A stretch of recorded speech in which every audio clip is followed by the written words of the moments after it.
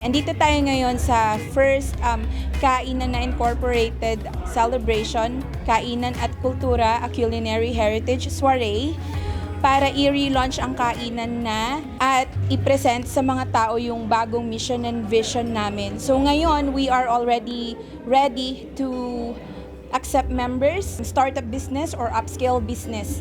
And madami tayong mangyayaring events sa mga susunod pang araw.